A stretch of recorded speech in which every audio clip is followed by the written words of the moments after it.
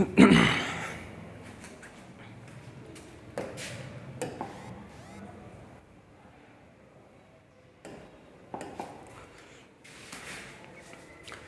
Friends, तो कैसे हैं आप लोग। दोस्तों हम कल के वीडियो में बात किए थे पार्ट 1 वीडियो की दोस्तों, और दोस्तों आज हम जिस टॉपिक की बात करें टॉपिक सेम है, बस हमने कल के वीडियो में मात्र 25 क्वेश्चन की बात किया था और आज हम 25 क्वेश्चन और की बात कर लेंगे। सेट 1 आपका कंप्लीट हो जाएगा। तो चलिए बात करते हैं क्वेश्चन नंबर 26 की। 25 तक का वीडियो हमने अपलोड कर दिया है, ज्ञान बिंदु जीएस वाला, ठीक है। बाकी वीडियो आगे देखते हैं। अगला क्वेश्चन की देख रहे हैं। क्वेश्चन में कह रहा है 26 नंबर क्वेश्चन। अशोक राज्य की स्त्रियों ने किसके विरुद्ध युद्ध में भाग लिया था। ध्यान दीजिएगा, आप नाम सुने होंगे सिकंदर का। सिकंदर जो 326 ईसा पूर्व में भारत पर आक्रमण किया था, जिसकी मृत्यु 323 ईसा पूर्व में बेबीलोन में हो गई थी, ठीक है। जब ये भारत पर आक्रमण किया, ध्यान दीजिएगा, भारत पर जब ये आक्रमण किया तो इस समय अशोक राज्य में इसका जब पुरुषों के साथ विरोध हुआ तो सबसे अधिक संख्या में पुरुष मारे गए और उस युद्ध में ही, ठीक है, स्त्रियों ने सिकंदर के खिलाफ युद्ध में भाग लिया। और सिकंदर जहाँ का रहने वाला था उस देश का नाम था यूनान। इस तरह से इसका आंसर भी क्या हो जाएगा, यूनान। यूनान का यूनानियों के विरुद्ध इन्होंने भाग लिया था। क्वेश्चन नंबर 26 का ऑप्शन डी हो जाएगा। क्वेश्चन नंबर कर है 27 नंबर क्वेश्चन देख लेते हैं। कर है निम्नलिखित में से गलत कथन का चयन करें। ध्यान दीजिएगा, गलत कथन। पहला क्वेश्चन कर रहा है हदबंदी सर्वप्रथम जम्मू कश्मीर में लागू हुआ था। हाँ बिल्कुल सही है, हदबंदी सर्वप्रथम जम्मू कश्मीर में लागू हुआ था। और अमन, ओस तथा बोरो पश्चिम बंगाल में चावल की नई 3 किस्म हैं। इस तरह से ऑब्जेक्टिव में ये डायरेक्ट क्वेश्चन पूछा हुआ है, इनमें से कौन चावल का किस्म नहीं है। अमन, ओस, बोरो, बाकी 3 अलग अलग दे देगा, लेकिन आपको ध्यान देना है अमन, ओस और बोरो ये 3 चावल की नई किस्म है, आपको इसको ध्यान में रखना है, ठीक है।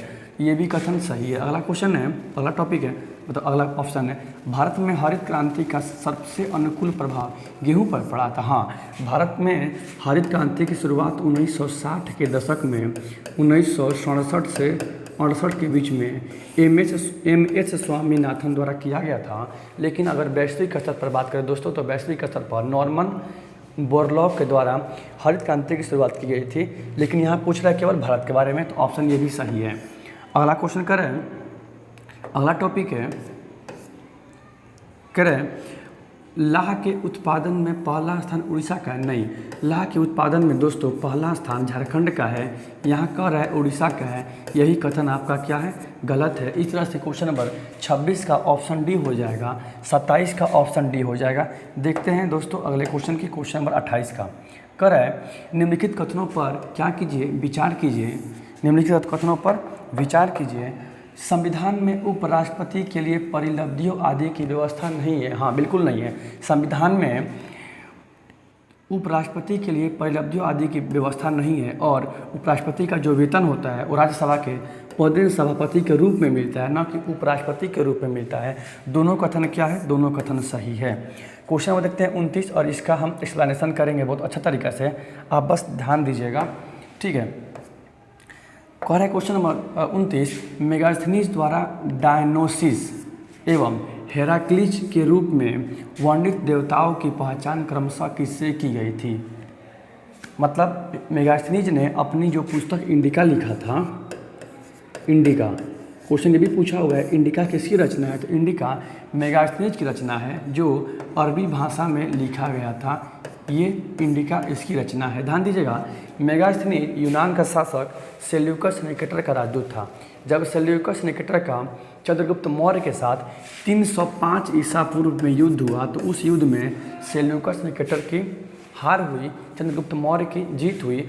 और सेल्यूकस निकेटर ने संधि शर्त के अनुसार 4 प्रांत काबुल, कंधार, हेरात, मकरान दहेज के रूप में चंद्रगुप्त मौर्य को दे दिया और अपनी पुत्री की शादी चंद्रगुप्त मौर्य के साथ करा दी। और उसकी देख रेख के लिए जिस नए राजदूत को नियुक्त किया, उसी राजदूत का नाम था मेगास्थनीज, जो पाटलिपुत्र में कई वर्षों तक रहा, ठीक है। और चंद्रगुप्त मौर्य का लकड़ी का भी इसने महल देखा था। और जब इसने भारत में कई वर्षों तक समय बिताया पाटलिपुत्र में, इसी दौरान इसने एक पुस्तक लिखी, उस पुस्तक का नाम था इंडिका। इंडिका में मेगास्थनीज ने भारतीय समाज को 7 वर्गों में बांटा है, ये भी क्वेश्चन पूछा हुआ है। और इसी पुस्तक इंडिका में मेगास्थनीज ने डायनोसिस, क्या बोले अभी हम, इसी पुस्तक में मेगास्थनीज ने डायनोसिस एवं हेराक्लीज के रूप में शिव और कृष्ण को बताया है। शिव को डायनोसिस और कृष्ण को हेराक्लीज के रूप में बताया है। इस तरह से मेगास्थनीज के बारे में इतने सारे फैक्ट बन के तैयार हो चुके हैं। और एक क्वेश्चन पूछा हुआ था एग्जाम में, निम्नलिखित में से किस शासक ने अपना लकड़ी का महल बनवाया था? तो चंद्रगुप्त मौर्य ने बनवाया था। देखते हैं अगला क्वेश्चन नंबर 30 नंबर की बात करते हैं। क्वेश्चन नंबर 30 कर रहे हैं, जमशेदपुर अवस्थित है। ध्यान दीजिएगा, जमशेदपुर जिसकी स्थापना जमशेदपुर में जिस कंपनी की स्थापना जमशेद जी टाटा ने किया था उसका नाम था Tata iron and steel company, जिसकी स्थापना 1907 में झारखंड के साक्षी नामक स्थान पे किया गया था। ठीक है, और यह एक लौह इस्पात कंपनी है, इसलिए जमशेदपुर को भारत का पीटर्सबर्ग भी कहा जाता है। ये भी क्वेश्चन पूछा हुआ है कि निम्नलिखित में से भारत का पीटर्सबर्ग किसको बोलते हैं? तो जमशेदपुर को बोलते हैं भारत का पीटर्सबर्ग। और जमशेदपुर स्वर्ण रेखा और खरकई नदी के संगम पर है। जिस प्रकार पटना गंगा, सोन और पुनपुन नदी के संगम पर बसा हुआ है, मतलब मुख्य तौर पे पटना गंगा और सोन नदी के संगम पर बसा हुआ है। स्थापना करने वाले का नाम था उदयन। ठीक है, क्वेश्चन नंबर आगे देखते हैं अगला क्वेश्चन की। क्वेश्चन नंबर 31 कह रहा है, देख लेते हैं। क्वेश्चन 31 कह रहा है, मंत्रिमंडल समितियां किस प्रकार की संस्था हैं? कह रहे हैं मंत्रिमंडलीय समितियां किस प्रकार की संस्था है? ध्यान दीजिएगा, जैसे आप सुने होंगे योजना आयोग, सुने हैं? योजना आयोग वर्तमान में नीति आयोग के नाम से जाना जाता है, जिसकी स्थापना 15 मार्च 1950 को हुआ था और 1 जनवरी 2015 को नीति आयोग बन के तैयार हो गया। ठीक है, भंग करके। जिस प्रकार योजना आयोग और राष्ट्रीय विकास परिषद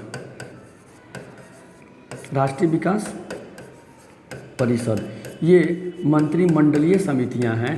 ठीक है, और ये संविधान उत्तर है। क्या है? संविधानोत्तर है, क्योंकि देखिए संविधानोत्तर का शाब्दिक अर्थ ये हुआ ना, ऐसी समितियां जिसका वर्णन ना ही किसी संविधान के अनुच्छेद में है और ना ही संसद के अधिनियम के द्वारा ये बनाया गया है, बल्कि प्रधानमंत्री या किसी मंत्री के सिफारिश पर बनकर तैयार हुआ है, उसको बोलते हैं संविधान उत्तर। योजना आयोग या नीति आयोग या राष्ट्रीय विकास परिषद संविधानोत्तर संस्था है। साथ ही साथ मंत्रिमंडलीय समितियां भी संविधानोत्तर उत्तर है। इसका आंसर ऑप्शन बी हो जाएगा। बात करते हैं अगले क्वेश्चन की। आपका अगला क्वेश्चन है, निम्नलिखित में से सही कालानुक्रम को व्यवस्थित करें। सही काल बैठा है, ध्यान दीजिएगा। ऑप्शन ए कर है रुद्रदमन का जूनागढ़ शिला अभिलेख। ध्यान दीजिएगा, यह एक रुद्रदमन एक शक शासक था और संस्कृत का सबसे बड़ा ज्ञाता था। इसने 150 ईसा पूर्व में 150 ईस्वी में गुजरात के जूनागढ़ जिला में अपना एक शिला अभिलेख खुदवाया, जिसका नाम पड़ गया रुद्रदमन का जूनागढ़ अभिलेख। ठीक उसी प्रकार शक संवत की शुरुआत कुषाण वंश का सबसे सर्वशक्तिशाली शासक कनिष्क ने शुरू किया था 78 ईस्वी में। कब शुरू किया था? 78 ईस्वी में। ठीक उसी प्रकार तख्त ए बही अभिलेख जो पाकिस्तान के पेशावर में स्थित है, इसकी शुरुआत पहलव शासक गोंडो फर्निच के द्वारा 20 से 41 ईस्वी में किया गया था। ठीक है, गोंडो फर्निच, क्या नाम था इसका? गोंडो फर्निच पेशावर का रहने वाला था, इसका संबंध पेशावर से है। ये भी क्वेश्चन ऐसे पूछा हुआ है एग्जाम में।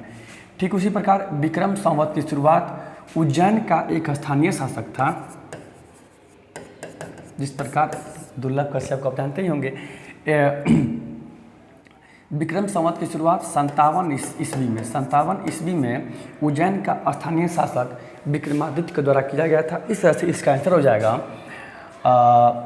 57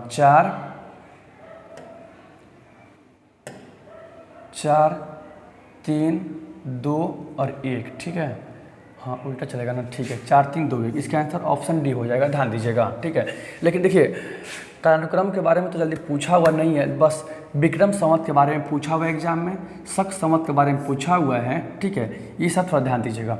चलिए बात करते हैं अगले क्वेश्चन की। आपका अगला क्वेश्चन कर रहा है, और ये सारे ये क्वेश्चन सबको याद भी हो, खैर हम पढ़े थे तो हमको थोड़ा बहुत इसको याद है, 1 2 क्वेश्चन मिला के मार दिए। देखिए कैसे। विली विली ऑस्ट्रेलिया का है।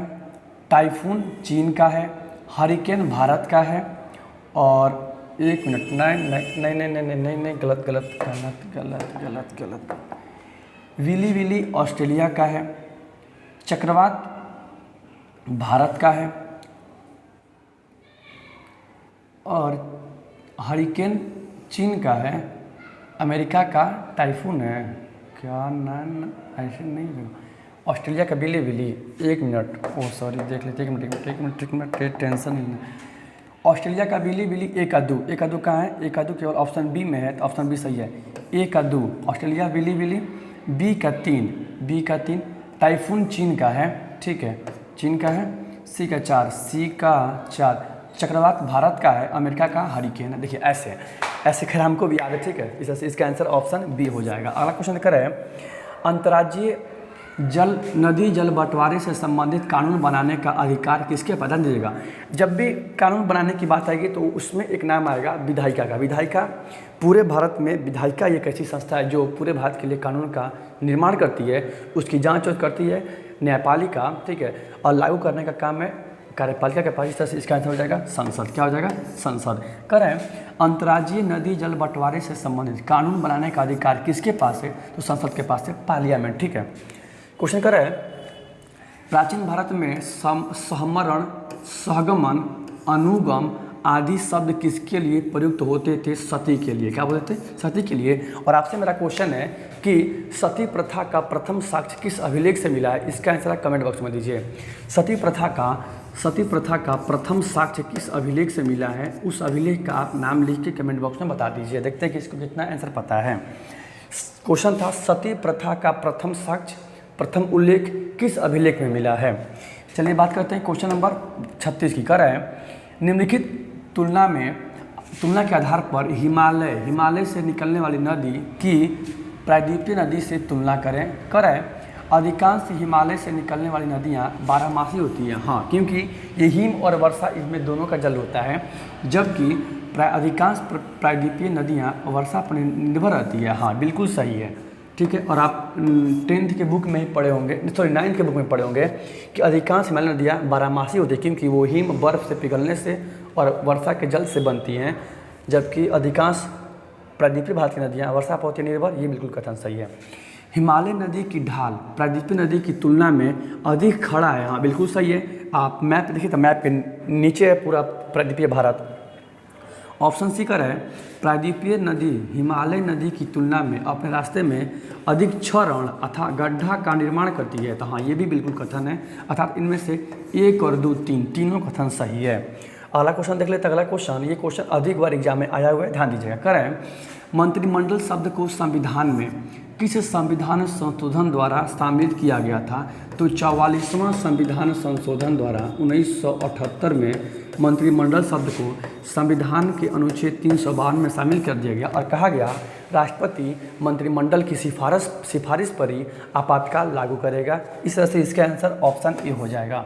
अगला क्वेश्चन कर रहे हैं, अलाउद्दीन खिलजी ने किसे रायन की उपाधि तथा राजभक्ति का प्रतीक स्वर्ण छत्र प्रदान किया था, तो ध्यान दीजिएगा। अलाउद्दीन खिलजी पूरे दिल्ली सल्तनत का एक ऐसा सुल्तान था जो दक्षिण भारत का अभियान किया, और इसका दक्षिण भारत का जो पहला अभियान था, नहीं मतलब लगभग सारे अभियान मलिक काफूर के नेतृत्व में किया गया था। अलाउद्दीन खिलजी ने किया था, दिल्ली सल्तनत का पहला सुल्तान था, और इसका पहला जो अभियान था वो देवगिरी के अधीन था, देवगिरी के खिलाफ था। 1307 से 1308 के बीच में किया गया था। उस समय वहाँ का शासक रामचंद्र देव हुआ करते थे, जिन्हें ये दिल्ली भेज दिया, और दिल्ली में इसका जो स्वागत किया गया बहुत अच्छे तरीके से किया गया, और उसी समय रायन की उपाधि और राजभक्ति की उपाधि इसको दिया गया था। ऑप्शन ए हो जाएगा। लेकिन यहाँ पर एक और फैक्ट है, देख लेते हैं एक और फैक्ट की। रुद्र प्रताप देव, ध्यान दीजिएगा, जब अलाउद्दीन खिलजी दक्षिण भारत का अभियान किया तो वहाँ पे इसने वारंगल का अभियान किया, और वारंगल का शासक उस समय प्रताप रुद्र देव हुआ करता था। और प्रताप रुद्र देव ने ही पहली बार अलाउद्दीन खिलजी को कोहिनूर हीरा दिया। पूरे भारतीय इतिहास में कोहिनूर हीरा का चर्चा पहली बार यहीं मिलता है, ये भी आप ध्यान दीजिएगा, ठीक है। आगे बढ़ते हैं, देखते हैं अगले क्वेश्चन की। क्वेश्चन नंबर 39 की कर है, संविधान सभा के प्रथम मनोनीत उपसभापति मतलब उपाध्यक्ष कौन थे? ध्यान दीजिएगा, संविधान सभा के प्रथम अध्यक्ष डॉक्टर सच्चिदानंद सिन्हा जी, जो टेम्पररी थे, परमानेंट नहीं थे। डॉक्टर सच्चिदानंद सिन्हा ये संविधान सभा के प्रथम अस्थायी अध्यक्ष थे और प्रथम उपाध्यक्ष फ्रैंक एंथोनी थे। वही संविधान सभा के अस्थायी अध्यक्ष डॉक्टर राजेंद्र प्रसाद और उपाध्यक्ष एच.सी. मुखर्जी को बनाया गया था। इस तरह से 39 का ऑप्शन डी हो जाएगा। देखते हैं अगले क्वेश्चन की। आपका अगला क्वेश्चन है, मोहम्मद बिन तुगलक ने लगान वसूलने वाले कर्मचारियों के कार्यों के निरीक्षण के लिए किस पदाधिकारी की नियुक्ति की थी? ध्यान दीजिएगा, मोहम्मद बिन तुगलक ने लगान वसूलने वाले कर्मचारियों कार्यों के निरीक्षण के लिए जिस पदाधिकारी की नियुक्ति की थी उसका नाम था सत्ताधिकारी। क्या था? सत्ताधिकारी का था। और अलाउद्दीन खिलजी ने दीवान उल मुस्तखराज नामक वित्त विभाग की स्थापना की थी। ये भी क्वेश्चन पूछा हुआ है कि दीवान उल मुस्तखराज क्या था? तो वित्त विभाग था। क्या था? वित्त विभाग था। ध्यान दीजिएगा। बात करते हैं अगले क्वेश्चन की। देखते हैं अगला क्वेश्चन क्या कर रहा है। अगला क्वेश्चन कर रहा है, किस अनुसूचियों में राज्य के भीतर अनुसूचित जाति SC/ST क्षेत्रों के प्रशासन का उल्लेख विशेष उपबंध किया गया है? 5वीं और 6ठी अनुसूची। ऑप्शन भी सही हो जाएगा। ठीक है, जब भी SC/ST की बात करें, अनुसूची की बात करें, 5वीं और 6ठी अनुसूची होगा। ध्यान दीजिएगा। अगला क्वेश्चन कर रहा है, अधोलिखित में नीचे लिखित में किस शासक को दक्कन का लोमड़ी कहा गया है? तो अमीर अली बरीद को। ध्यान दीजिएगा, 1347 में, ठीक है, 1347 में अलाउद्दीन हसन बहमन शाह ने बहमनी साम्राज्य की स्थापना की। और बहमनी साम्राज्य की जब स्थापना 1347 में अलाउद्दीन हसन बहमन शाह ने किया था, तो बहमनी साम्राज्य का जो अंतिम शासक था उसका नाम था कलीमुल्ला। बाद में जाकर बहमनी साम्राज्य 5 प्रांतों में बट गया और 5 प्रांतों में एक प्रांत था विदर। क्या था? विदर। विदर प्रांत में विदर शाही वंश की स्थापना अमीर अली बरीद ने किया था, जो बहुत चालाक और चतुर था, इसलिए इसको दक्कन का लोमड़ी कहा जाता है। ये ध्यान दीजिएगा। हाँ, कहा जाता है।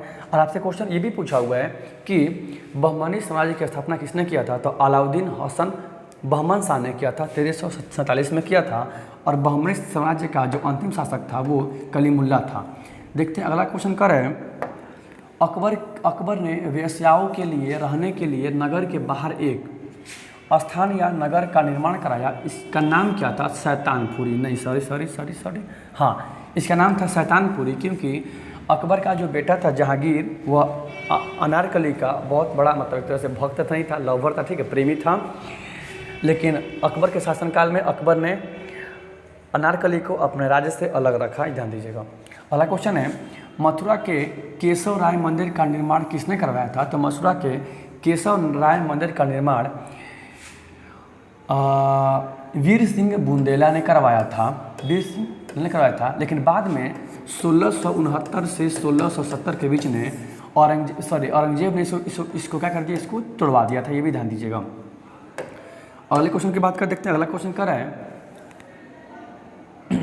साहिबिया अधोलिखित में कौन सुमेलित नहीं है? साहिबिया के लेखक जहाँ आरा है, बिल्कुल सही है। एस्टोरियो डी मुगोर के लेखक मानुची हैं, बिल्कुल सही है। अब मानुची इटली का रहने वाला था, जो शाहजहाँ के शासनकाल में भारत आया था। ये भी आप ध्यान दीजिएगा, शाहजहाँ के शासनकाल में भारत आने वाला मानुची था, जो इटली का था। सकीन उल औलिया दरासिको, बिल्कुल सही है। तारिक ए रशीदी अहमद यादगार नहीं थे। तारिक ए रशीदी के लेखक मिर्ज़ा हैदर दुगलात थे। ये भी आप ध्यान दीजिएगा, मिर्ज़ा हैदर दुगलात थे। तारिक ए रशीदी के लेखक हैदर दुगलात। लेकिन आपको यहाँ एक क्वेश्चन और लिखना पड़ेगा, क्योंकि हमको वो याद है और हमने ये जो हमको पढ़ाया टीचर वो भी हमको बताए थे। यहाँ पे सॉरी, लेकिन हमको पहले से ही पता। ठीक है, देखिए इधर यहाँ पे क्वेश्चन पूछता है। पहला तो हो गया तारिक रशीदी के लेखक मिर्ज़ा हैदर दुगलात। ठीक है, इसका आंसर हो जाएगा मिर्ज़ा हैदर दुगलात। लेकिन ध्यान दीजिएगा, 17वीं सदी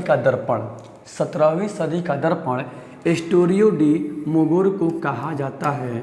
17वीं सदी का दर्पण, इसको आप ध्यान दिए रहिएगा। जिस प्रकार 11वीं सदी का दर्पण किताब उल हिंद को कहा जाता है, जिसके लेखक कौन था? अलबरूनी था, ख्वारिज़्म का रहने वाला था, पहला ऐसा यात्री था जो पुराणों का अध्ययन किया था। ध्यान दीजिएगा, 11वीं सदी का दर्पण अलबरूनी की पुस्तक किताब उल हिंद को कहते हैं। 17वीं सदी का दर्पण मनुची की पुस्तक रेस्टोरियो डी मोगोर कहा जाता है। ध्यान 11वीं अलबरूनी की पुस्तक किताब उल हिंद और 17वीं सदी का दर्पण एस्टोरियो डी मोगोर कहा जाता है। ध्यान दीजिएगा। बात करते हैं अगले क्वेश्चन की। अगला क्वेश्चन है ब्रेंट सूचकांक जुड़ा हुआ है, तो ब्रेंट सूचकांक अपरिष्कृत तेल की कीमत से जुड़ा हुआ है। ध्यान दीजिएगा। अगला क्वेश्चन है प्लेग्स एंड पीपुल्स पुस्तक का लेखक कौन है? तो प्लेग्स एंड पीपुल्स पुस्तक का लेखक बाबू विलियम्स एच मैकलिन है। ऑप्शन ए सही हो जाएगा। अगला क्वेश्चन है दिसंबर 1962 में किस सोवियत संघ के नेता ने यह घोषणा की? देखिए ध्यान दीजिएगा। पहली बात कुछ नहीं सोचना है, 1962 में सोवियत संघ का जो पीएम था वो मिखाइल गोर्बाचोव था। ख्रुश्चेव थे। बाकी कथन पढ़ना ही नहीं है क्योंकि ऑप्शन मिल गया, ख्रुश्चेव थे। ऑप्शन सही हो जाएगा। अगला क्वेश्चन है भारत में 21 मई का दिन किस रूप में मनाया जाता है? तो 21 मई का दिन राष्ट्रीय आतंकवाद विरोधी दिवस के रूप में मनाया जाता है और 9 मई को मनाते हैं एनआरआई दिवस और 12 मई को राष्ट्रीय युवा दिवस। 12 जनवरी को 12 जनवरी को राष्ट्रीय युवा दिवस। 12 जनवरी को राष्ट्रीय युवा दिवस, ठीक है। 9 मई को एनआरआई दिवस और 11 मई को राष्ट्रीय प्रौद्योगिकी दिवस मनाया जाता है। ध्यान दीजिएगा। लास्ट क्वेश्चन है, आपको एक क्वेश्चन हम पूछे हुए थे, अभी थोड़ी देर पहले क्वेश्चन पूछे हुए थे। हाँ, किस अभिलेख में सबसे पहली बार सती प्रथा का साक्ष्य मिला था? आंसर दीजिए कमेंट बॉक्स में। और आपका लास्ट क्वेश्चन का जो आंसर होगा एनसीसी का आदर्श वाक्य क्या है? एकता और अनुशासन। और एनसीसी की स्थापना 1948 में किया गया था। इस तरह से आपका हमने सेट 1 कंप्लीट कर दिया है। जिस प्रकार हमें सारे क्वेश्चन याद है विथ एक्सप्लेनेशन, हमको उम्मीद है कि सारे क्वेश्चन आपको भी याद होने चाहिए। तो दोस्तों मिलते हैं कल के वीडियो में घटना चक्र का पार्ट 2 वीडियो, अगला चैप्टर, ठीक है। संवैधानिक इतिहास का अगला चैप्टर है अधिनियम के बारे में। जय हिंद, जय भारत।